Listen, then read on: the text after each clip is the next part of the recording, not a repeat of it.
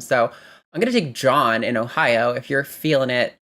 Let's go. John in Ohio, pronouns are he, him. I believe John called the hang up last night. John, you're live on Transatlantic. What's going on?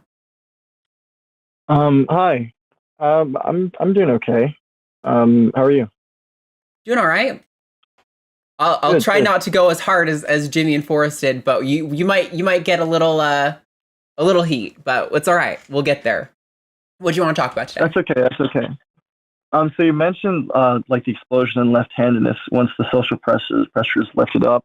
Hmm. Um, and by the way, yesterday someone on the show that said that well, once they also lifted up, that the mental health disorders that were associated with left-handedness went away. That's actually not true. People who are left-handed are still more likely to get like schizophrenic type disorders and things like that.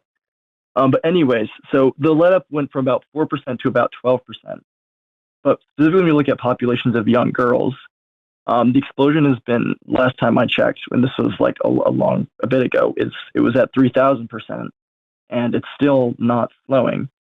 And Uh, it's very if you common. have an increase from like 3 to 30, that's like a huge percentage increase. So if we're looking at percentage increases, I think that is probably not the best way to go. If like, yeah, okay, in my graduating class, there was like 2 trans people. And then if you look at the same school, now when it's a little bit more accepting, if there are suddenly like 30 out of 1,000, yeah, that looks like a gigantic exponential difference, but that is not comparable to saying the rate of left-handedness was 4% and now it's 12%, because that's a 300% increase right there. So like, yeah, I But mean, it also stopped and leveled out. And there's no, as far as I know, there's been no sign showing that the rate of people identifying as trans, specifically amongst the young girls, is slowing So down. it's going to be 100% before too long. Oh no. It's just uh, going to keep going No, forever. I mean, I really don't think this is that funny. I mean, like, so I so do, in Yeah, John, I'm terms of, sorry. Yeah. because I do, John, because so the 3,000 number, by the way, that comes from referrals in the NHS. So those come from the amount of referrals that they were getting to the amount of referrals that they were currently getting. It was a 3,000% increase. That doesn't actually indicate how many of those people went on to receive gender affirming care. By the way, those numbers were referrals to a gender clinic to be evaluated for gender affirming care. But I haven't heard anything about those numbers continuing to increase. But that is a number that has been touted uh, for quite a while as a scare. Oh no, like Lux was just saying, like they're gonna eventually everyone's gonna be trans, but really we're not seeing that at all. Like trans people still represent an overwhelmingly minute segment of the overall population. Trans yeah. affirming care is still overwhelmingly shown to be beneficial for people's quality of life, improves happiness, better mental health outcomes. So even if I take you at your Well, that's word, contested even still, actually, actually. it's really not No. contentious. Even if I take you at your Um, word, even if I actually take you at your word, oh my God, that there is this explosive increase, there's no demonstration that it is actually an unwarranted. Like, let's say there is a 3,000% increase and it's a scary number. What if all of those people are genuinely transgender? I mean, that would be interesting. I would want to understand what genuinely transgender means, I guess. But can I continue on a couple things here real fast? So, like, for instance, I mean, you guys are always like citing like professional bodies, like, well, like the World Professional Association for Transgender Care, or maybe it's transgender care, whatever. World Um, Health they Organization or they WPATH? WPATH is what yeah, he was WPATH. referencing. Did you know WPATH also recognizes dissociative personality disorder as a valid disorder? Yeah, it's real. I don't know why Like you what the take issue government with. hasn't split?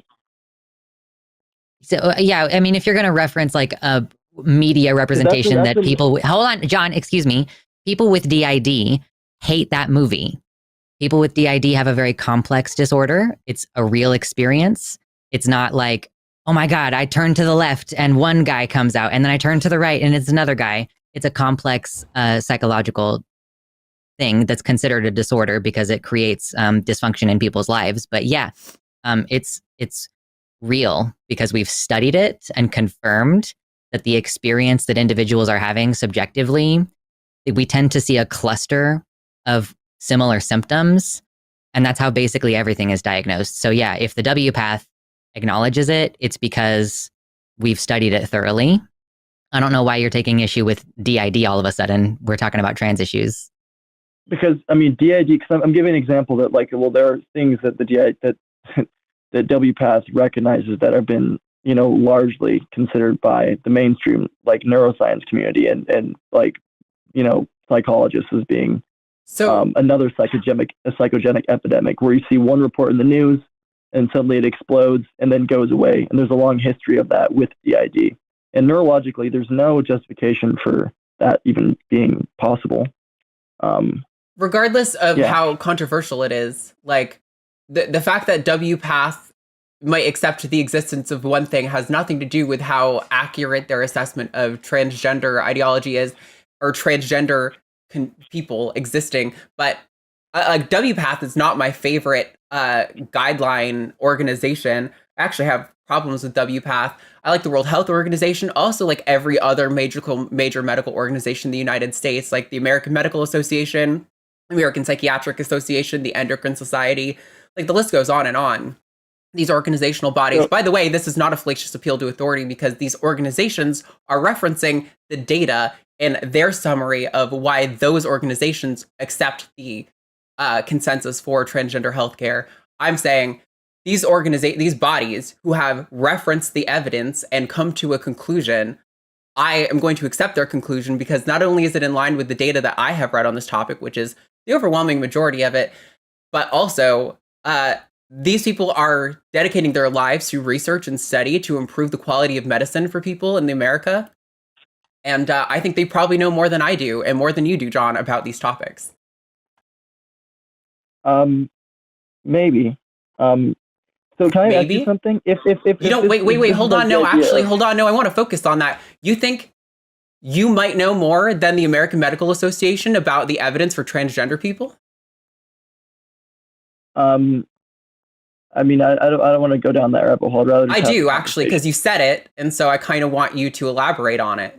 You think you might know more than the American Medical Association? My general feeling is that the Americans are not very healthy, and so when I see a lot of recommendations. How healthy Americans are doesn't have anything to do with the quality of evidence that an entire medical organization accepts. Okay, that's fine. If you want to, if this will allow me to keep going down this conversation,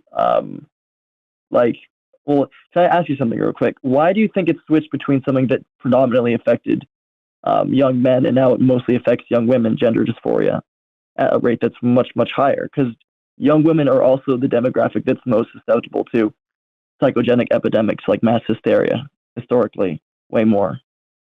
Mass hysteria, which is like so many things in that are wrong. Mass hysteria is also like a highly problematic thing, because we're talking about like the whole notion is like the femaleness is what's causing your delusion. No, that's not what it is at all. Like, it's honestly, and actually, this is going to go into another aspect of it. Like, well, anyway, sorry. No, finish what you were going to say. Women are more social than men, basically. I don't even know that I completely accept that, but just to what degree I can accept that. To what degree I can accept that John, women. Hold on. I'm Arden. 1 second. John, we're going to have a problem if you keep speaking over us and interrupting. This is a back and forth. We're going to try our best not to interrupt you unless you say something that is like seriously objectionable. So please just let us talk and get like a couple words out. Thank you. Yeah. To what extent I can accept that, in the United States, women might on average be socialized to be more social. I don't accept that like women are like inherently, what word would it be?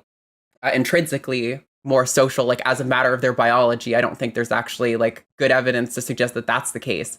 I don't really understand what the point of this is. Why should I care if these people their quality of life is improving? They're happy with the care that they're getting. The regret rate for trans gender affirming care is significantly lower than the regret rates for countless other uncontroversial medical interventions. Why should I give a fuck that there's an increase in people identifying as trans from any given group? Well, I'd say a couple things. I've looked at some of those studies that report that people who start going on hormone therapy, specifically around girls, report better feelings afterwards, but they don't take into account that the fact that testosterone improves your mood generally. It makes you feel more confident, makes you feel more stable, and lowers your anxiety levels. It's associated with testosterone, which is, if you know about like most antidepressants, they make more available. Testosterone didn't make me feel that way. Testosterone didn't make me feel that way either. Like, this is another one of those things that I heard when I was first being given testosterone, like, oh, it should raise your mood. And yet I continued to struggle with depression for years afterward.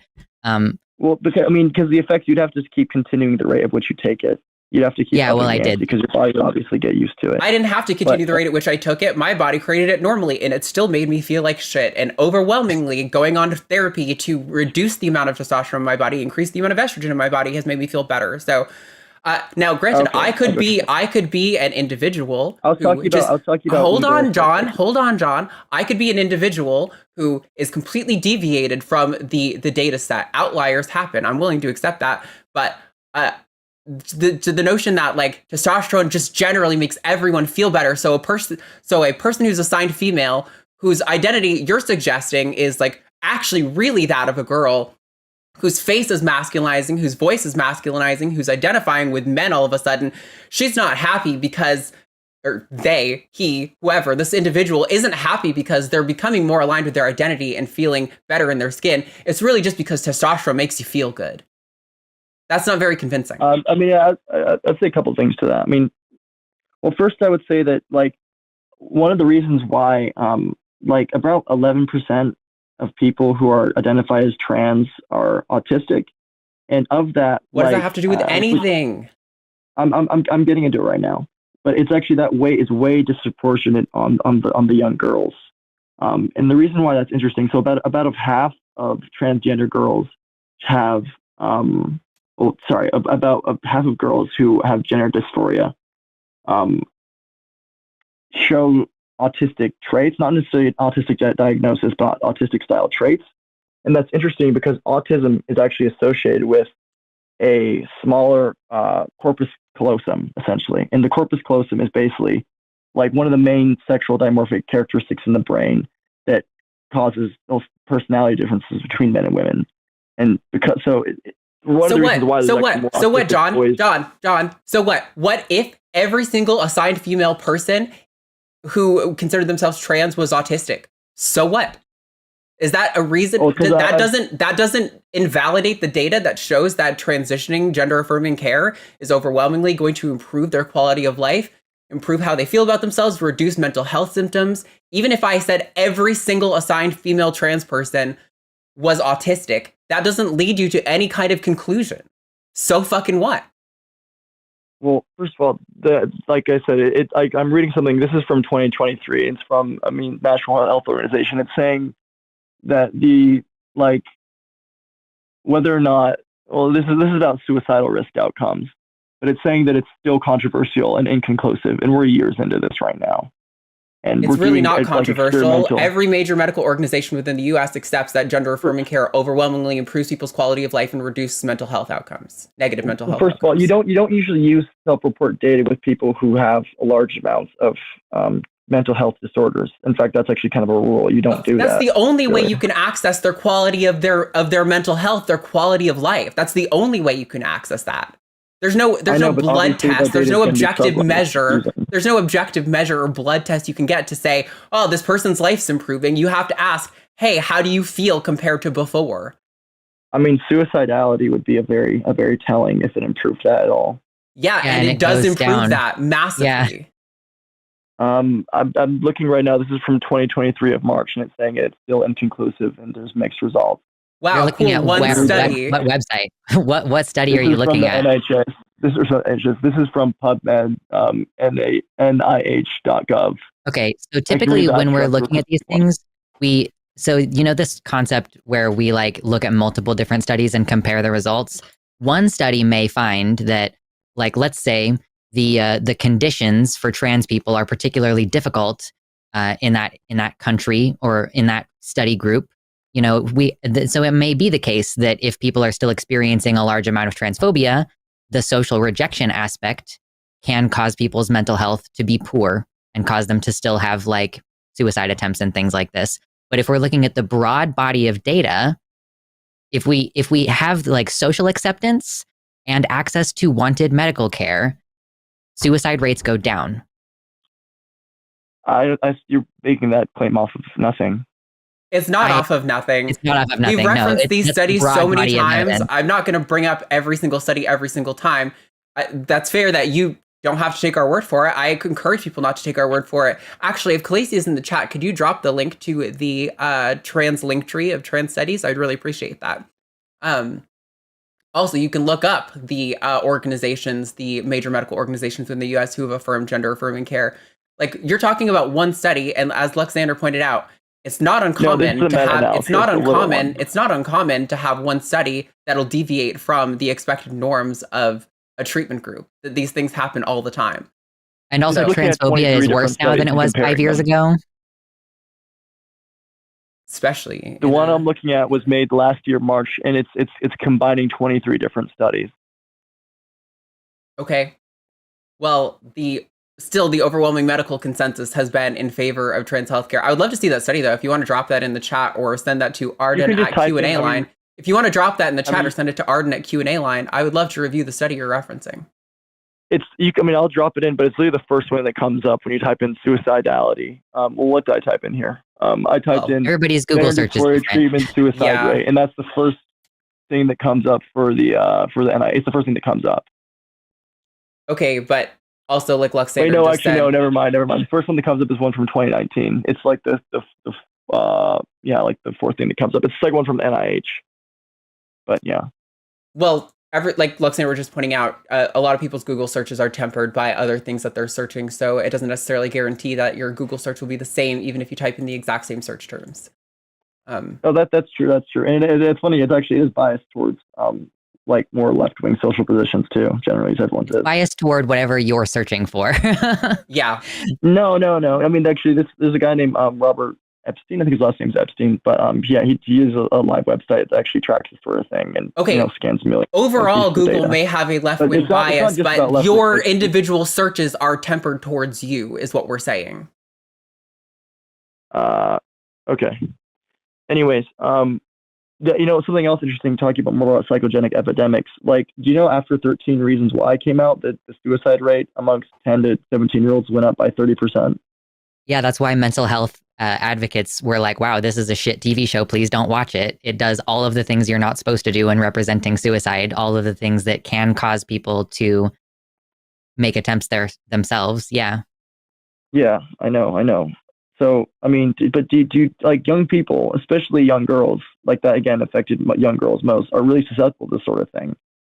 And like the fact that there's a 3,000% explosion rate, maybe it's slowed down a little bit now. Again, that 3,000% explosion rate is 3,000% increase in referrals for people to go be evaluated for gender affirming care. Has nothing to do with how many people are actually receiving the gender affirming care. Those numbers are actually still much lower than that. Although there is still an increase, it's not 3,000%.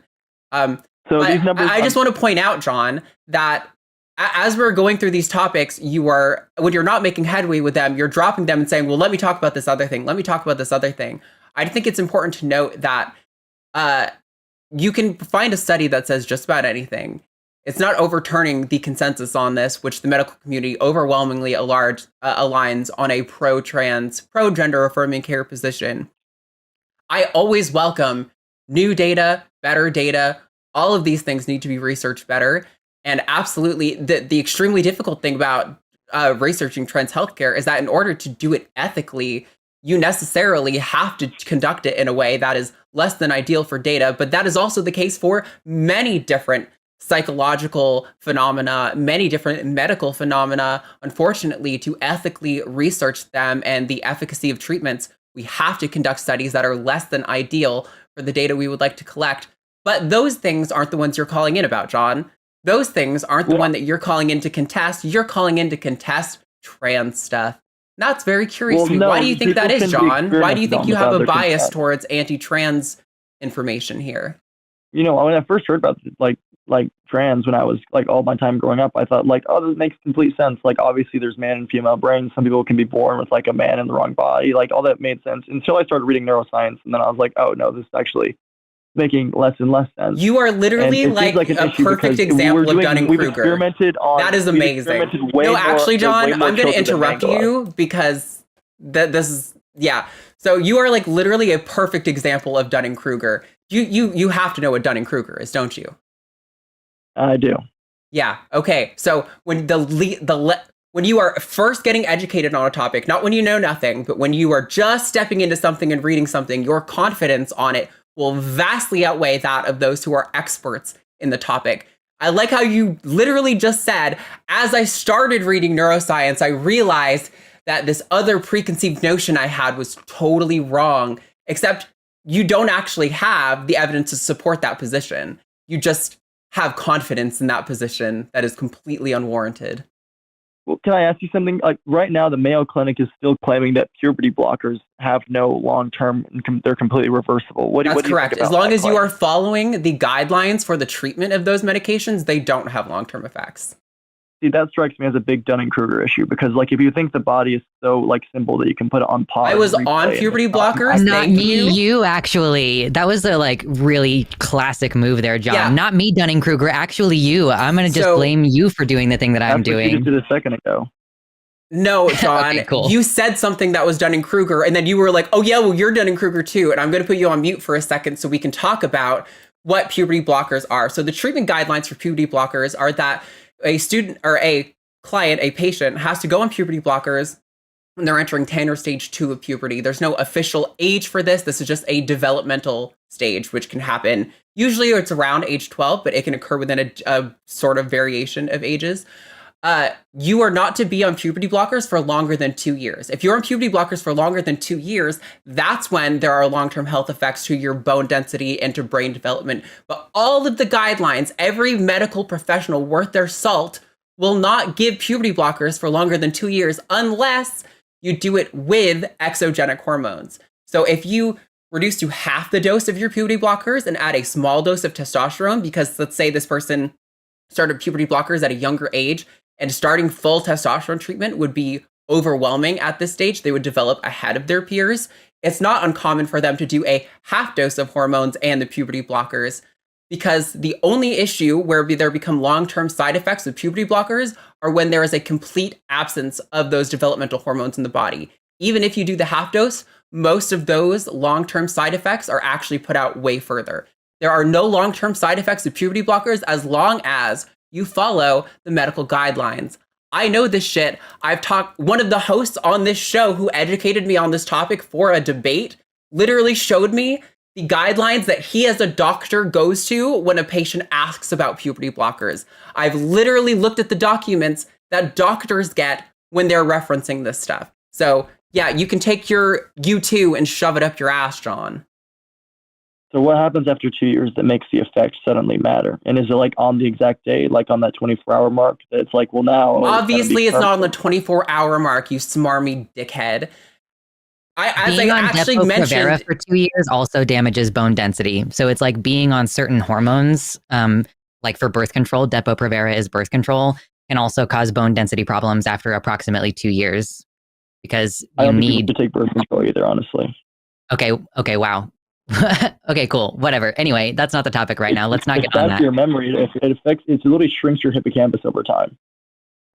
As we said, being on these medications for under 2 years, as is the guidelines, and then proceeding to exogenic or returning to your endogenous hormones negates all of these long-term side effects in most cases. Actually, the doctor who helped me do that just showed up in chat. Hey, Dr. Ben. Hi, Ben.